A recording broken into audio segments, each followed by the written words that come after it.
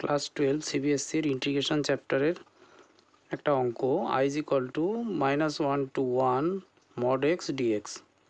আচ্ছা, আমরা জানি we know that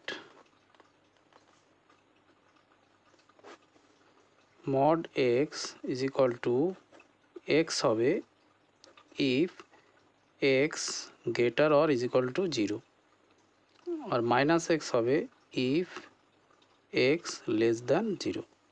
তার মানে x যদি গ্রেটার দ্যান 0 আর 0 ইকুয়াল হয় তাহলে x কী হবে, পজিটিভ x হবে।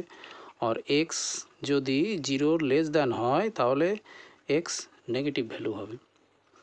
আচ্ছা, I ইজ ইকুয়াল টু আমরা ইন্টিগ্রেশন থেকে নিই, এখানে লিমিটে যদি আমরা এখানে যদি লিমিট পুট করি তাহলে কী লিমিট আমরা নিতে পারি, -1 to 0 নিতে পারি। -1 to 0 মানে আমরা নাম্বার লাইন থেকে জানি এর মিডিলে যত ভ্যালু হবে সবই নেগেটিভ ভ্যালু হবে।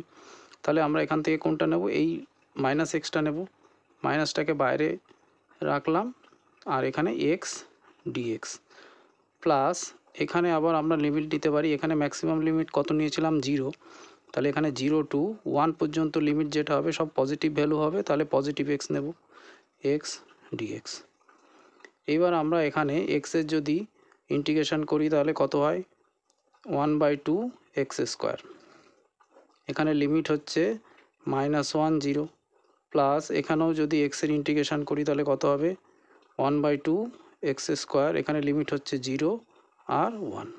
এবার আমরা লিমিট এখানে পুট করি, তাহলে হায়ার লিমিট ফার্স্টে পুট করতে হয়, তাহলে 0 পুট করলে কত হয়ে যাবে, 0 মাইনাস এখানে -1 হোল স্কোয়ার হয়ে যাবে প্লাস 1/2 এখানে ম্যাক্সিমাম লিমিট কত হবে, 1 এর স্কোয়ার মাইনাস 0।